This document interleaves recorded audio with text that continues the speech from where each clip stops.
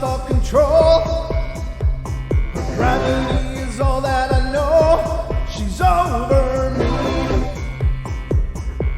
She's over me. She caught me with her hypnotic dance. She holds me here with only a glance. She's over me. She's over me.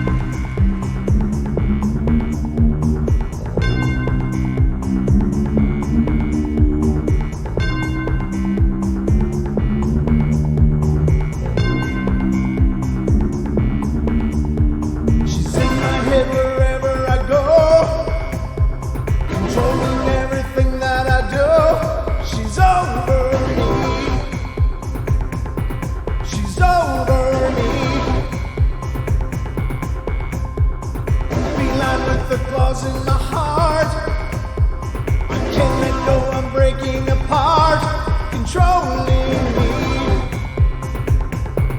controlling me.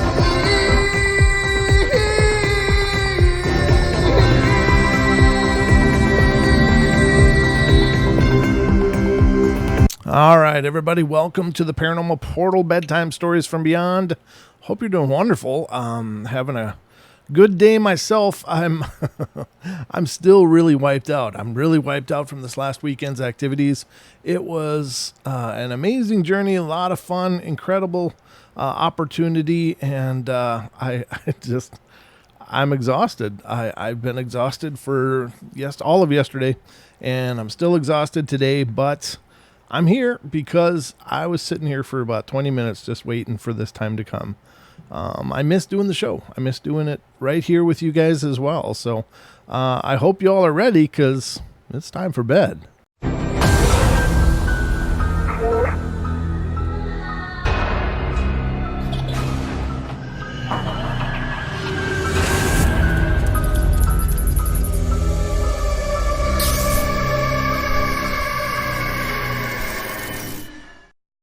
All right, we are now underway, ladies and gentlemen. I think everything is good to go.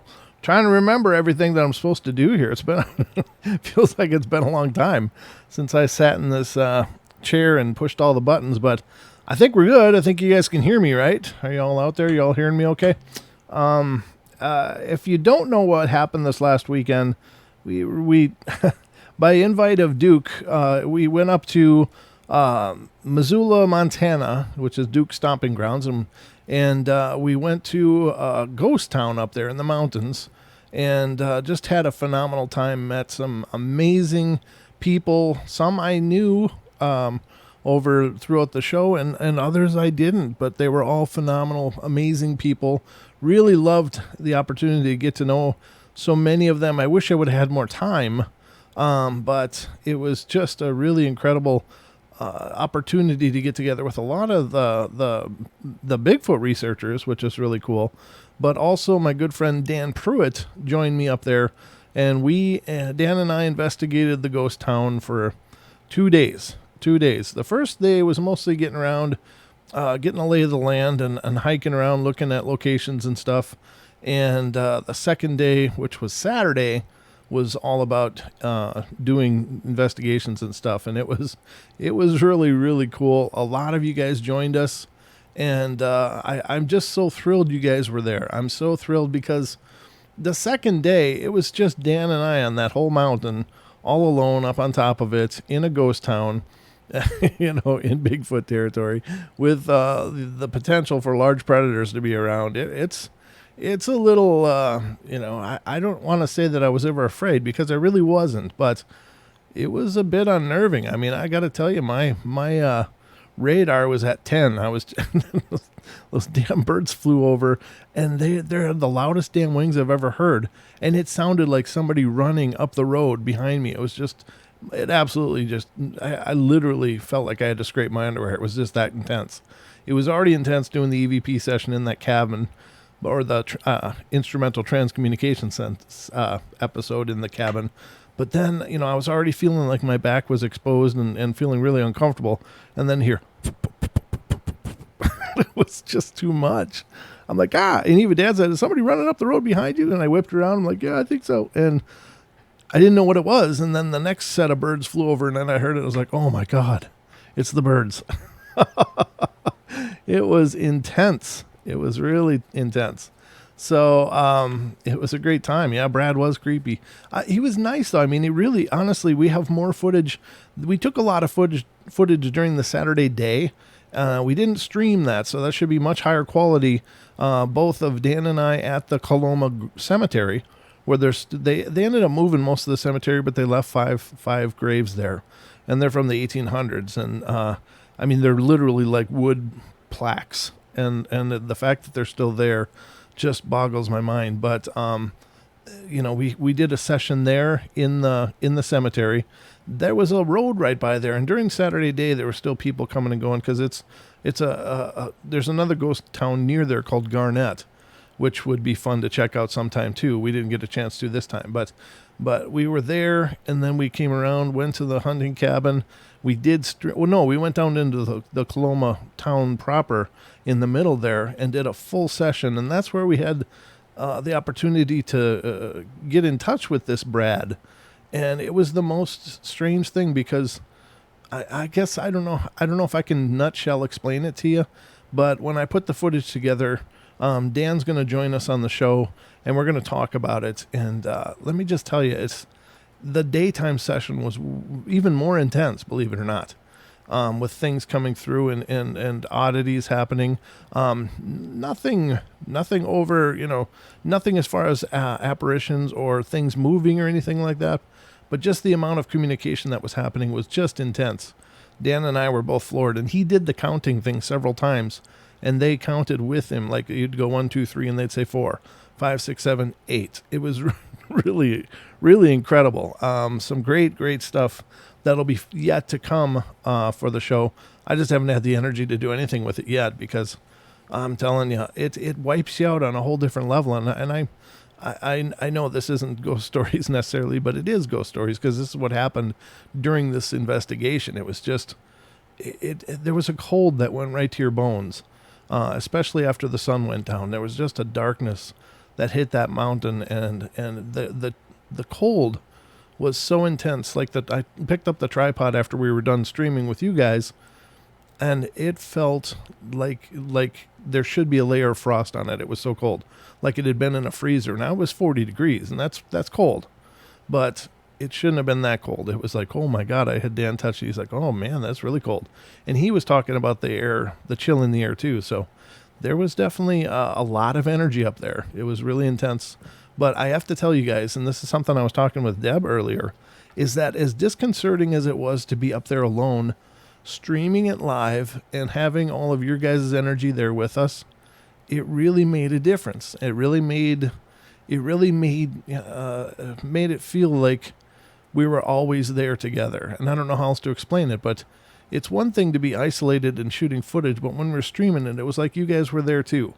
And maybe it was psychological, maybe it was just in my head, but it was really, really great. And I was glad that the stream worked well enough that you guys could be there. I do apologize for the dropouts and stuff. I mean, I just did it from my cell phone with a poor connection, and for the most part, we got a lot of stuff recorded. The breaks, you didn't miss much, because I would adjust as quickly as I could. But anyway, enough babbling on about that. Thank you guys. I just wanted to thank you all for joining us on that journey, because you guys being there, even in spirit, was a huge thing for me.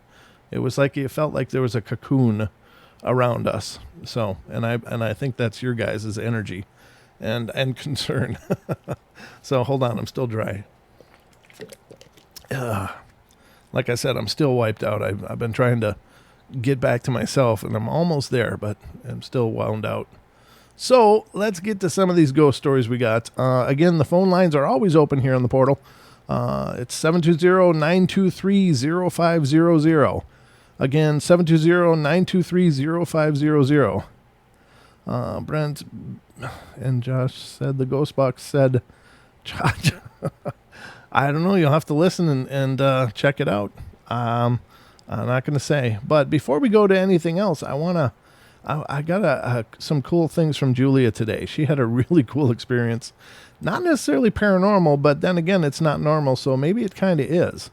Let me pull this up for you guys, and you can see what Julia experienced today. Let me see. How am I going to do this? I guess I can do it like this. That's the second one. Where's the first one? There it is. All right. This is really cool. Oh, that's so tiny. What the hell? Let me see if I can blow it. And let me download it first and then pull it up for you guys. Hold on just 1 second, please. I haven't actually downloaded. I was playing it in the window before. All right.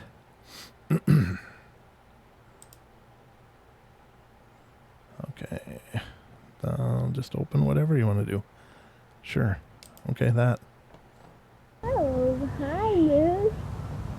This is in Julia's yard. Hi, Moose. Hi, Moose. Hi, Moose. Right outside the door, ladies and gentlemen. Hi, Moose. That is a huge animal right there. Hi, Moose. Just intense. Let's watch it again. This is right outside her door. Oh, hi, Moose. This guy is right outside our window. Yes, it is. Hi, Moose. Hi, Moose. Hi, Moose. Oh my God. That is so Hi, big. Moose. Incredible. All right, let me pull up the second part of that too, so you guys can see that as well. But it just gives you an idea of the size and scale of these animals. I recently posted a picture on the Paranormal Portal page, Paranormal Portal Radio on Facebook, and look, the moose in there looks absolutely gigantic. But oh, cool, Duke, that's awesome. Just a sec. Let me play this one, and you guys can see this. And this is the moose walking away. Look at it next to that SUV. Or no, that's a wagon, I guess. But still, it's got to be about 6 foot on the shoulder there. That's a big animal, and I don't think he's fully grown yet. That's a north. That's a freaking house. There's a North Idaho moose, ladies and gentlemen, right in the town that we are in, which is right up here in the north of Idaho. And yeah, really intense. Really and truly intense. All right, so that was that. Let's get back to me, and I'll close this. But thank you so much, Julia, for sending that in. That's incredible. That's a big moose. That's a moose, Lewis. Elk don't have the full filled out horns. They got more of their tines kind of go back and up, but kind of like the tradition. They kind of look like the traditional reindeer elk do, but much bigger than reindeer. Moose, elk are huge too. Don't get me wrong, but a moose is just a moose. They got like the hand looking horns, They're just huge and thick. So anyway, Duke, good to see you, brother. Thank you again for that invitation. That was nothing short of amazing. Just incredible. It was just a fantastic opportunity, and it was a real pleasure and an honor to be up there with you guys. And thank you so much for that invite and making that all possible. And Dan and I were talking, Duke, and I think we want to make the Coloma thing an annual event if you're up for that. So just something to throw around, brother.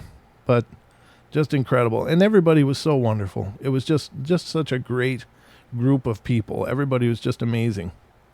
So, yeah. So we'll talk about that, and maybe maybe figure something out. But Dan and I are also working on doing more of that live investigating stuff because you guys really responded great for it. So, I guess if you guys like it, we'll keep working on doing more of that. And I'd like to try it in a place with a really strong cell signal too, just so that we get, better quality on those. But yeah, it was just phenomenal. Right on, brother. All right. So let's get to some of the spookiness that we so much love and adore and see what we can get into here. So thanks, Julie, for sending in the video. That's really crazy. Oh, by the way, everybody, please wish Julie a happy birthday. I think it was her birthday yesterday. And, of course, we had a chat going on, but I didn't see Julia in the chat, but I just wanted everybody to wish Julia a happy birthday. That's Black Tree, who's our moderator, one of our moderators. So happy birthday, and thank you so much for all you do for the show. It is wonderful. You have been just a really great asset to us and a good friend as well, so thanks. So let's get on with this. It's today? Oh, I guess I'm not late. I don't know. I just go by Facebook most of the time. It tells me when it's somebody's birthday. I don't hardly remember when my own birthday is, to be honest with you guys. Okay, so we got some ghost stories here for you guys to keep you entertained. The first one is coming from Tennessee and says, first, I want to give you some history. My family had always had what you would call psychic abilities. We feel other people's emotions or know things that most people would never pick up on. I guess it has something to do with our heritage. My grandmother on my dad's side is Cherokee, with some Scottish thrown in, and on my mom's side we have Sioux and Irish. Needless to say, with that kind of a mix, we have a wide variety of psychic tricks in our family. I told my husband about some of the experiences, and he had to come to the conclusion that, while I truly believed I could feel or pick up, it did not necessarily follow that it was real. My husband grew up in an old house. Generations of the family had lived there, and some of you are familiar with stories of the old home since he has written several of them on this thread. And he was sort of a foster child there, and his aunt and uncle took him in when he was about 6 years old, but the generations before were not actually his ancestors, so he did not talk about them very much. This particular incident took place in the early fall of 2007. We'd gone up to visit his sister, who is presently living there in the old home place, and since I love old houses, I told Frank, Frauin, that I would like to see the upstairs of the old house. We went up a narrow staircase into this old, big, old-fashioned room that was filled with old toys and whatnots, figurines, books, old trunks, and 2 or 3 beds. It was the kind of room you could poke around in for hours. We'd only been up there a few minutes when I started feeling it. There was an overwhelming sadness in the room, almost a feeling of despair, and I started to cry. And Frank asked me what was wrong. I opened my mouth to tell him nothing was wrong, but what actually came out was, the baby died. Then I just started sobbing, and Frank had to take me back downstairs. When I finally got myself under control and got the stuff in my head sorted out, I told Frank that what I had felt was from a woman who had lost one of her babies, and that part of the grief I was feeling from her was that she didn't have time to grieve for him because she had another baby and older kids that she had to take care of and couldn't take the time to grieve. Frank told me later that the woman was his foster father's mother, and that she had given birth to triplet boys, and that one had died about a month later, but she had 2 babies left that had to be taken care of. She lost another of the triplets when he was a toddler, but the last of them lived to a ripe old age. Frank was kind of shocked because this woman was not related to him, so he had never talked about her to me. All the time before this, when I talked about my paranormal experiences, Frank knew that I believed I was having real experiences. But now he knew it was real, too. Nothing like a little validation. That's always good. All right, the next one's coming from Georgia. When I was about 7 years old, I lived in Forsyth, Georgia, with my older sister, Sarah, and my mother, Jan. And being the youngest of 4 and now the youngest of 5, no one much listened to me. much or believed any of my strange stories. Ever since I was young, strange things would happen to me. No matter where I was, my mother saw this, but to keep the peace in the house full of children, I was urged to keep them to myself. I've always been the one with the tough outer skin, but very sensitive spirit-wise on the inside. Maybe that's why none of my other brothers or sisters never really shared their experiences with me, or maybe, as I was told, they were also sworn to secrecy. One day after school, my sister Sarah and I had just gotten off the bus from school, and she had just turned 10, and I was 7. My other siblings, coming from a home with divorced parents, had already moved away to live with my dad and stepmom. Mom was at work, and we were mature for our age and able to take our baths and cook small things and do our homework. So it was just another normal day of Sarah and I again. Mom always left the door unlocked under the garage for us, but this particular afternoon it was locked for some odd reason. We had to run to the neighbors, call Mom at work, and see where the spare key was. After finding the key, we went inside, and I threw my things down by the door, and Sarah went to her room, and I can't remember why. I had my back to her room and was walking into the kitchen when I heard footsteps behind me. Soft and slow at first, but then growing louder and faster and closer. I thought it was just Sarah at first, but I knew as I began to run that it wasn't her chasing me. I could hear and even feel a heavy breathing down my neck, and chills flew down my spine. When I couldn't run any longer, I had reached the far wall. I collapsed and shrieked and crumpled on the floor with my hands covering my head in sheer terror. I heard my sister call my name and heard her running from her room. She had been in there the whole time, nowhere near me or in the kitchen.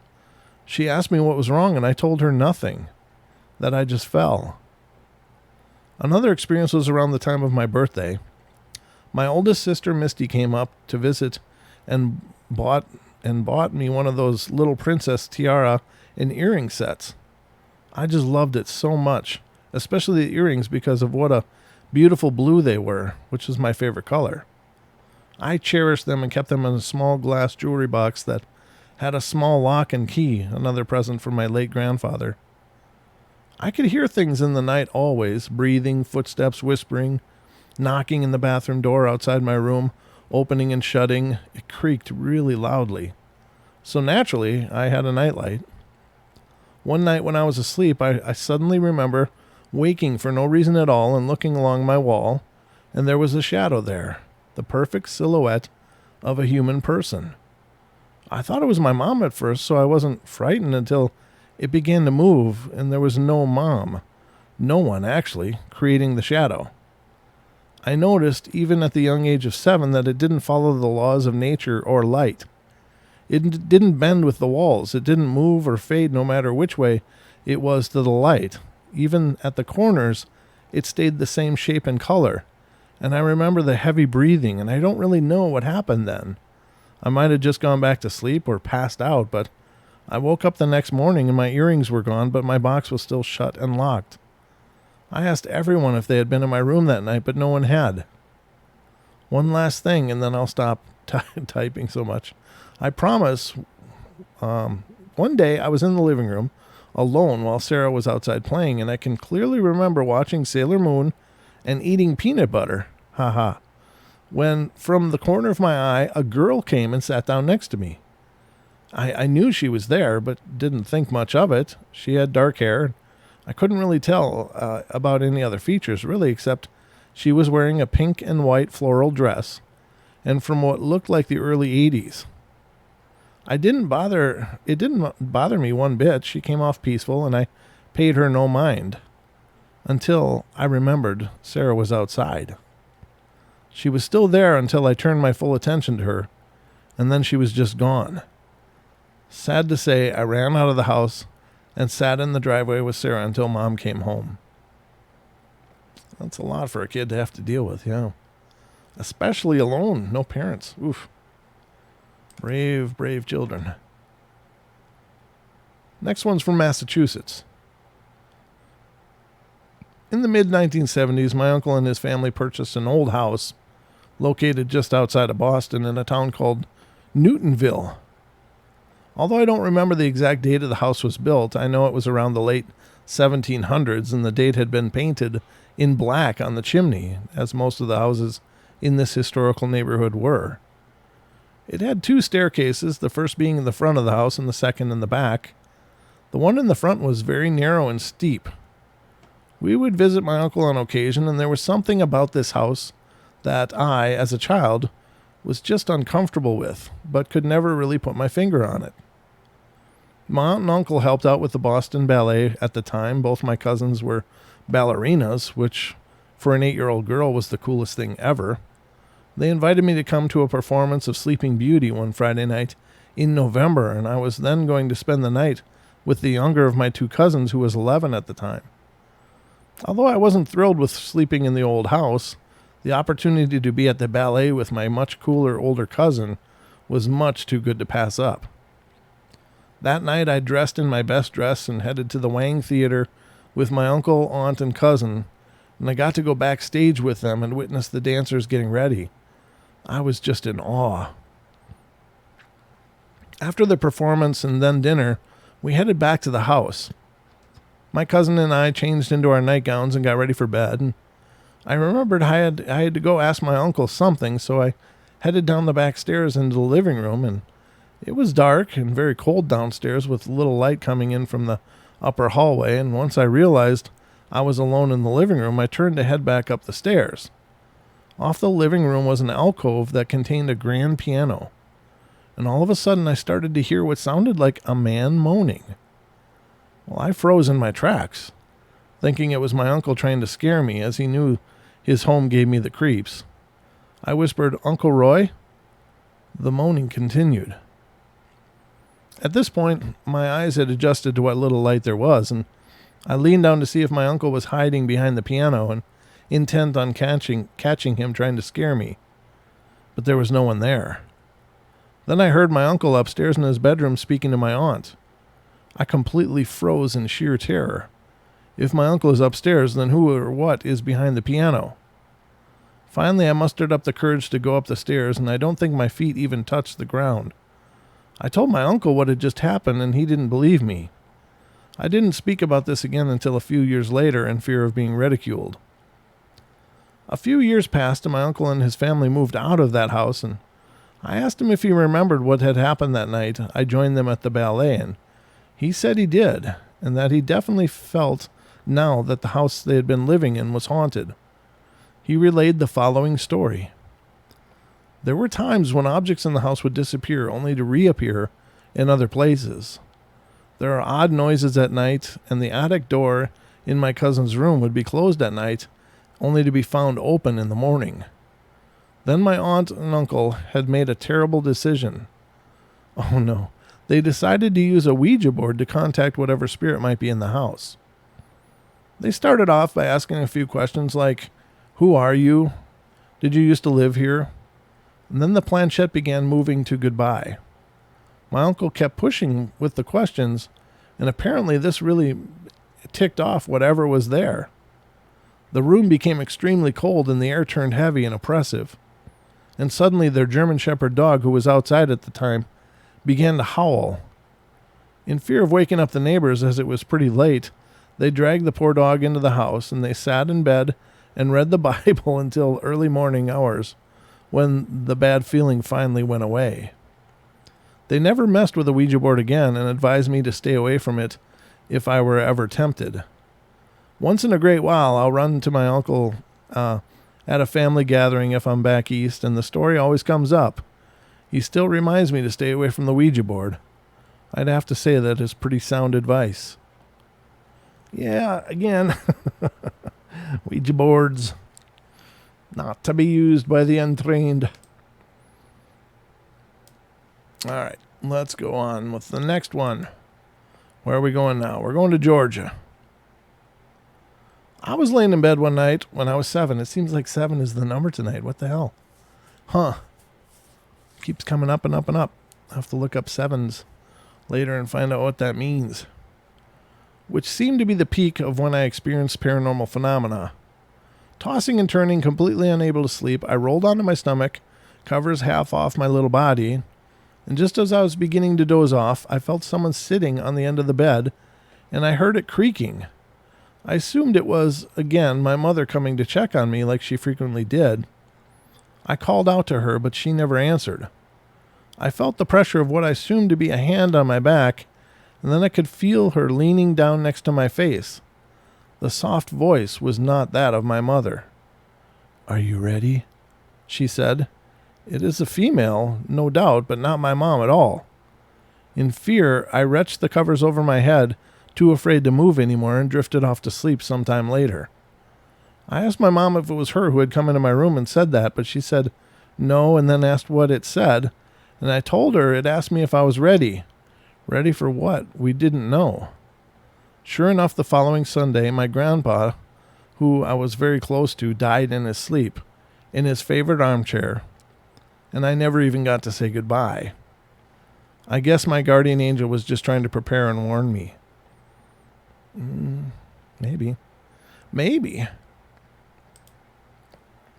All right, the next story, we're going to Massachusetts. Just keeping an eye on everything here. Brian was the son of my godmother. Although we weren't related by blood, we considered each other cousins, and he was 3 years younger than me and was one of the most wonderful people I've ever met in this lifetime. I was 20 years old in the late 1980s, 21 years old rather, and I was visiting my younger sister who was attending Salem State College at the time. This was the weekend before Thanksgiving.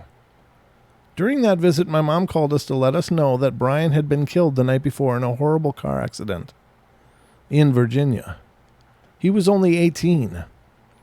I walked around in a state of shock and was inconsolable for a long time to come, and he was the first person I knew, even close to my age, that had passed away, and I took it extremely hard. During the short Thanksgiving week, I would leave work on my lunch break and go over to a nearby church to pray and just think. On one of those occasions, I asked Brian to ask God for a little snow for Christmas that year. We always anticipated the first snowfall, and first snowfall, sorry. I read it like snowfall. And this is a very dry year for us so far. And I forgot about this request and went on trying to get back to normal while still mourning his loss.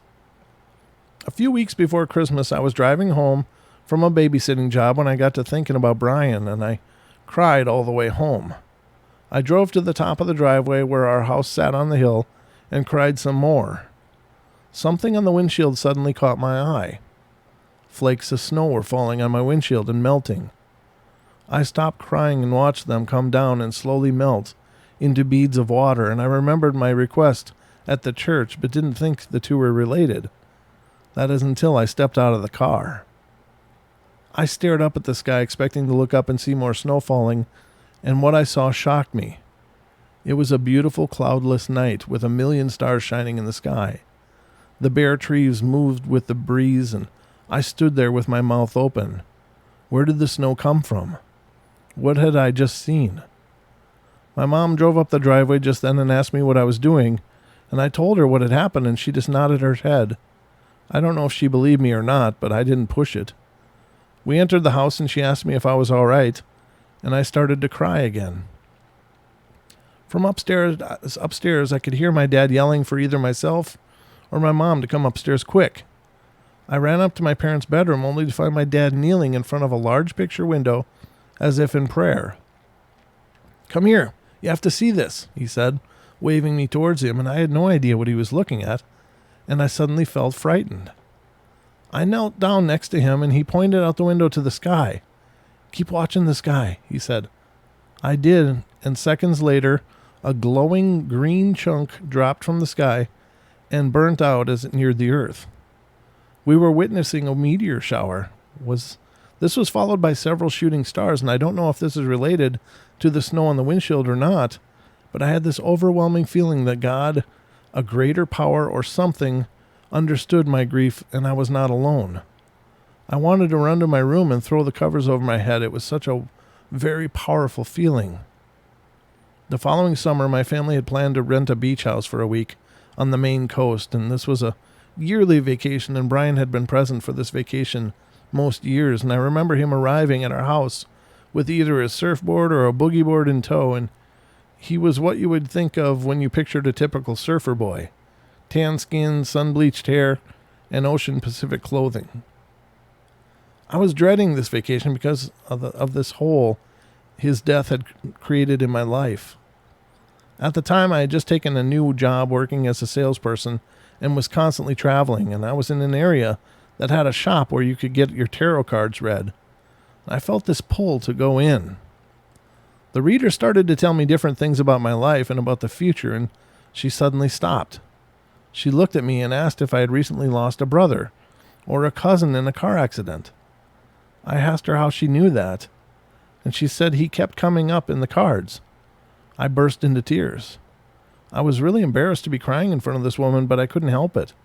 She said that he didn't want me to be sad anymore and that I needed to stop crying because he was okay. I spent the rest of the day in shock. A few weeks later, I dreamt of Brian, and he asked me why I was crying, and I said it was because I would never see him again. He looked at me as if to say, "You know better than that." And then he had to go. On the morning of my wedding in April 2006, I felt him near me. I took this as a sign that he was happy for me and approved of who I was marrying. My godmother flew out to be at my wedding, and when I told her that I felt her son near, she said she felt him as well. A few weeks ago, I was searching through the garage for pictures to include in my story. Excuse me, hold on. The spirits of Goodale Cemetery, when I came across a picture that was taken many years ago while on vacation on the coast of Maine. My sisters, Brian, and I would always meet up with other kids our age also, vacationing with their families. It was the last day of our vacation, and we had decided to take a picture of us all before we left. Someone thought it would be a neat idea to build a human pyramid. Brian, being the lightest of us all, had the job of being at the top. There in the picture on that windswept beach, with smiles on our tan faces, was Brian, his sun-bleached hair tousled in the breeze, and one hand raised up towards heaven. And this is how I will always remember him. Rest in peace, my friend. Well, it's kind of a beautiful story. It's so hard to fill that hole in after somebody leaves it, you know? But I guess if they come and see you, that's a little bit of closure and a little bit of healing. Giving signs and dreams. I know the dreams I've had have been really powerful. They've really, I don't know. It just makes it kind of okay. I don't know. All right, back to Maine. We're going to Maine on this story. Sorry, I'm still froggy. There we go, I think. I live in my grandmother's old house. It's an older house, though not terribly old. My grandfather bought it unfinished and finished it on his own. My uncle swears up and down this house is haunted. He's spoken of kitchen cabinets opening and closing and things of that nature, but I'm a skeptic, so I never took his words too seriously. Okay, I might have when I was a child, but as an adult, I've always been a skeptic regarding paranormal stuff. Excuse me. In any case, after my grandmother passed away, my family had the opportunity to rent the house from my father. My husband and I and our 3 children moved in with no problems. I'd forgotten completely about the supposed haunting of the house until one summer day a few weeks after we'd moved in. I'd been busy during the morning and decided to take a break. I grabbed a can of Pepsi and went into the living room. That's your first mistake. I sat in my grandmother's old favorite chair in the mid corner of the room, cracked open the soda and a book, and relaxed, enjoying the peace and quiet. My husband had taken the kids out, so I had the place to myself. It was pleasantly cool, and I was thoroughly enjoying myself, and I put the soda can down on a small cabinet next to the chair and started in on my book. All of a sudden, my soda can took flight and slammed against the wall, spilling all over the place. I looked up in shock and saw nothing and heard nothing. No one was there, yet if I didn't know better, I'd say someone had deliberately whacked my can of Pepsi off the cabinet and against the wall. I haven't noticed anything else strange happen in this house since that one incident, and we've lived here for about 2 years now. I still have absolutely no idea what caused my drink to be hurled from the cabinet, but it's enough to make me make a skeptic, well, skeptical. I don't understand that last line too much. Not that you need things flying around all the time, but if your soda kind of launches itself off a table into a wall with force, and you didn't do it, and nobody else did, I'm saying that's pretty should be pretty convincing to any normal human being, but maybe not. Michigan, I got family in Michigan. All right, this took place in the 1980s in the rundown trailer court of my sons and I lived in. Cheryl, my friend from the park, her and I would often walk around the trailer court at nighttime. Usually it was in the summertime, and it was too hot in our trailers and much cooler outside. We walked past the trailer 350 many times. What? We walked past trailer 350. It's the number of the trailer. Okay. Many times in the years I lived in the place. But one night as we passed by that trailer, I told Cheryl something bad has happened or is going to happen in that trailer. So while we were walking around, Cheryl says, let's go tell the manager. Maybe something is going on in that trailer. So we did tell the manager, and she got a couple of guys near her, the ones that help her run the place, and they took a walk to trailer 350, and they knocked on the door, and a lady came to the door, and she was asked if anything was wrong, and she said no. So the manager and her dudes left. Cheryl and I just kept walking along the trailer park. From that night forward, even when we walked in the daytime hours in that park, I felt that something was not right with that trailer. Again and again, we tell the park manager, and again, she said some guys go there and check it out, and again, nothing was going on. Finally came a time when we tell the park manager that something was not right with that trailer, that she didn't bother to investigate anymore. Well, yeah, it stands to reason. I mean, jeez. One night late in the summer, as Cheryl and I walked by the trailer 350, I said, did you see her? And Cheryl asked me, who? And I said, the lady in the window. She said she didn't see anyone in the window. So we walked around again, came to the trailer, and I said, look, she's in the window now. Cheryl tells me I'm seeing things. We stopped right in front of the trailer, and we both looked into the window. I saw a lady looking sad out of it, and she saw nothing. Winter came upon us, and we didn't walk around as much anymore.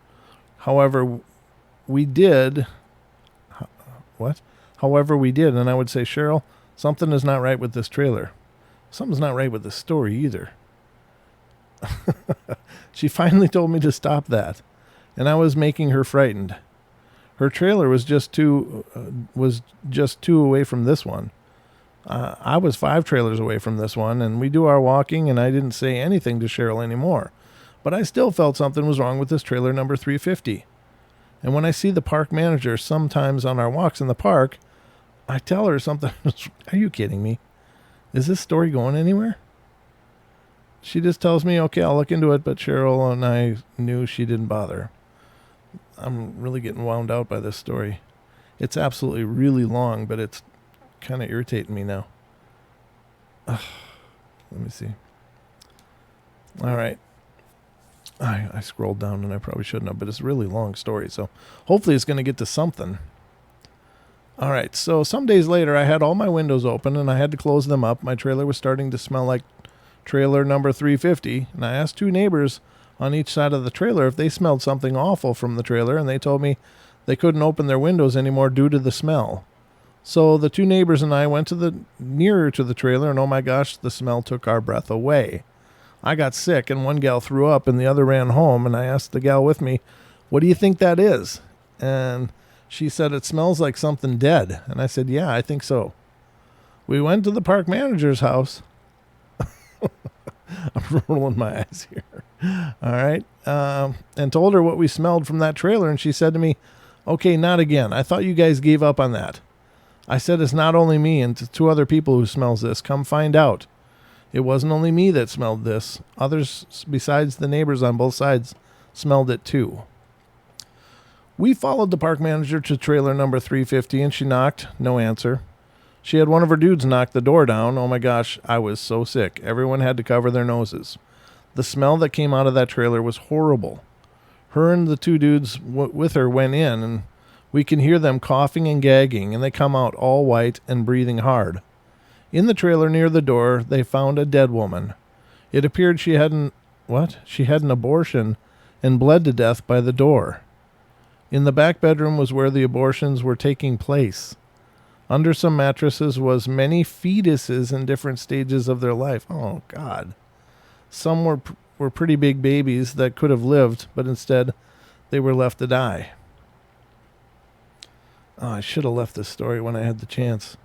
The police came and did an investigation into this, and they found more than 50 fetuses under the mattresses, lots of dried up blood, the dead woman who appeared to have bled to death.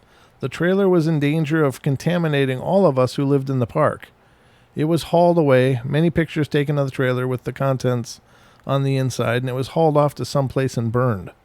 After all the fingerprints and stuff was done on it, the police circulated the picture of the woman they found in the park. Her fingerprints were filed away, and so were her toe prints. I had to see what she looked like. When I saw the picture of what she had looked like before this was done to her, as the police had someone draw a sketch of her prior to her death, I got the faint feeling I had to sit down. I had seen her in the window, and I'd seen her in the window. She had a mark on her left cheek, a bruise, a birthmark, some kind of mark, looked like a half moon shape. When this happened, I went to my house, sat on the steps, and shook so bad. I kept throwing up. I had a major headache, stomach ache, and weak feeling. I don't want to read any more of this. So she foretold that it was going to happen, and it happened. That's just disgusting. Sorry. And it's not that I don't believe things like that happen. It's just that story could have been like 50 times shorter just by I kept feeling something was wrong. And finally one day we found out, blah. Oh, that's so horrible. I don't like it. Sorry. I hope you guys aren't disappointed. But they just kept going on and on and on and droning. And I can only take so much. And then she doesn't have to get so graphic about the details. I don't need the mental images of this. You could just say what it was and move on. Ugh. All right. Let's see. I got to look at the time here. See how we're doing. We are doing good. Okay. Perfect. Let's continue here. Whoops. There we go. The next one is from District of Columbia, D.C.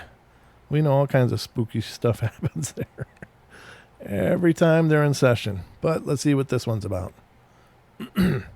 My first ghostly encounter I can remember was when I was about 6 or 7 years old. My mom, her boyfriend, and my sister and I had just moved into a house in Pleasantville, New Jersey. In the room me and my sister slept, there was an attic door. I don't know why it says D.C. if it's New Jersey.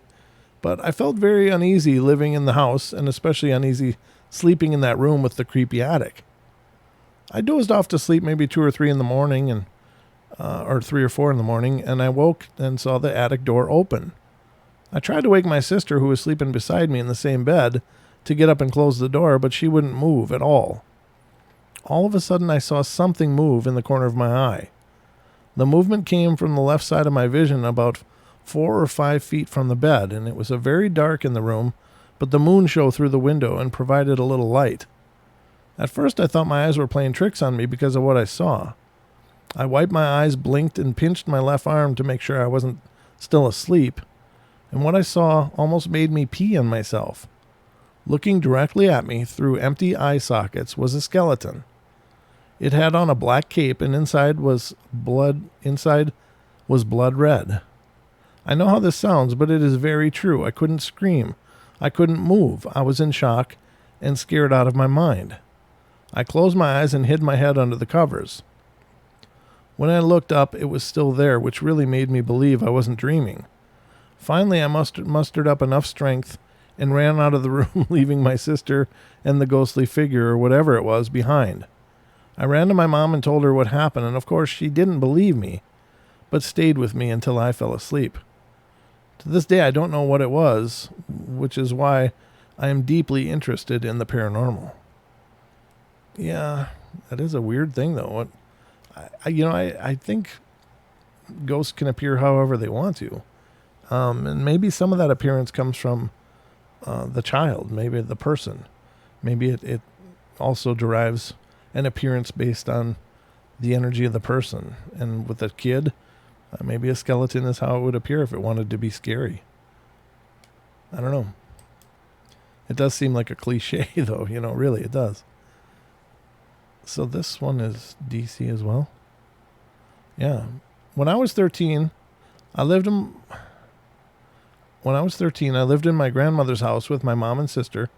The house was old. I'm not sure how old, but there was a furnace door across from my room, and I came home from school one day, and no one was there. I did my homework and laid on the bed to watch TV. It was around 7 or 7:30 because Wheel of Fortune was on the television. I heard a noise in the furnace room and opened the door to see what it was, and I thought it was a mouse or something, but there was nothing in the furnace room. So I closed the door again, and after about 10 or 15 minutes, I heard it again and knew it was coming from that room. All of a sudden, the doorknob on the door started to turn. First it turned slowly, and then it turned faster, like someone was trying to open the door. I jumped off the bed and closed my door quickly. I didn't want to see what was trying to get out of that room. After about 5 minutes of me closing my door, the furnace door flew open with so much force it banged up against the hallway wall. I put my nightstand up against my door and stayed there until my mom came home. I didn't tell her about the incident. I told my sister, and she let me know that she had also had an encounter before mine. She also informed me that she had found a Ouija board and had been playing the game. No. If you ever find a Ouija board, don't play it. Now, Ouija board comes with free attachments. Ba-dum-bum. Thank you. I'm here all night. Very interesting. Wow. That's creepy. Again, Ouija board's not for children. Never for children, even though it says for ages 8 and up. Don't do it. Don't do it. Don't let your kids play with that stuff. It's just far too risky. Okay, ladies and gentlemen, that puts us at after the 50-minute mark. I think that's going to be our show tonight. Maybe I'll find one more. Just hold on a second here. You caught that, Bigfoot in Germany? Thank you. I don't know what kind of sense of humor I have, but I use it to the best of my ability. All right. What's this? How long is this? Oh, that's really long. Never mind. We're not doing that one. I'll save that for tomorrow's show, I guess. Oof. I'm just looking for a short one to close the night with. So bear with me. There it is. This is a good one. This one's coming from Indiana. When I was a little girl, I lived in rural southern Indiana. My family's home was in a very remote area. The land we lived on always gave off a bad vibe. Early on, before we had a house built, we lived in a trailer home made from 2 railroad trailers, where railroad workers lived while on the job. My mom and I had many encounters with the unexplainable there. A rowdy group of ghosts talked so loudly and played music from midnight until early in the morning next to her bed every night until we finally moved from there. Music would flow through the windows at all hours, and this also happened after we had the new house built. All of us heard walking in the hallway several times, and at first I was really scared, and then once I was used to it, I was totally curious. We never had any real proof, but it seems the railway workers didn't realize that they had died and just kept on as usual. One evening I was ready for bed and went to kiss my mom goodnight, and as I was leaning toward her where she was sitting, I looked up at the window behind her, and there, staring at me, was a skeleton's face. I was completely terrified. I was paralyzed. Why would this horrible thing be where my reflection should be? My mom later told me that the color drained from me, and I had a sheer look of terror on my face. At the time, I told her there was nothing wrong and went to bed. I couldn't tell her what had happened because I didn't have the words. Now I'm afraid of windows. Even after all these years, I have to have my windows shut and locked with dark curtains over them so I can't see out, especially at night. Very interesting. Skeletons in the windows, ladies and gentlemen. But there you have it. A new edition of the Paranormal Portal Bedtime Stories from Beyond. I hope you've enjoyed it. Again, if you want to help support the portal, you can look in the description below, and there's a link to go to our Teespring site. That certainly helps. If you like the portal theme song, you can check out the link below in the description, and that song is called Feline, and it can be downloaded now. I've got that all set up. And let's see, what else is there? Oh, follow us on Facebook, of course. Facebook.com/Paranormal Portal Radio. Follow us on Twitter at Paranormal Portal, PORTL. And also check out the podcast. If you haven't already, check it out. It's been really great. The amount of encouragement and support we've had just from that venture and meeting new listeners has just been amazing. I've really loved it, and it's been really cool. So I hope you guys will continue to support and spread the word about the portal. It certainly helps. Everyone you tell, they tell someone maybe if they like it. If they don't like it, they won't. But eventually the word gets around. So I sure appreciate it, and it definitely helps us out. Once again, special thank you to Brian Duke Sullivan for this last weekend. It was absolutely amazing. I'm still reeling from it, and it's definitely put the bug in all of our ears about doing more of the live investigations. I'm not opposed to filming them and just doing videos, but something about having you guys there with was just magical for that experience. Having you guys right there with it as it was happening, and you guys heard some really cool things, and I've gotten messages about things you guys picked up that we missed, and that was exactly what I was hoping, is that you guys could all help investigate with us by just being another set of ears and checking it out. So I still have to do descriptions on a couple of the other live videos, and then I'll get to work on the recorded stuff that we did earlier in the day on Saturday. Some really cool stuff came through, and I hope you'll enjoy that as well. And the quality will be so much better than that streaming quality. The streaming quality was better than I expected, to be honest with you. I didn't know what we could expect from such poor signal, but it actually did a hell of a lot better than I thought. Buenos noches, woke in SoCal. I appreciate that, but I think it's Brent missed what, like when the ghost said cha cha. Yeah, you'll have to listen to it and tell me. I don't have a timestamp for the cha cha. I still am not real fond of that name, just for the record, but yeah, wait till you see the stuff from Saturday and Sunday, Patsy. Yeah, I can't wait till you see what you guys found too, Duke.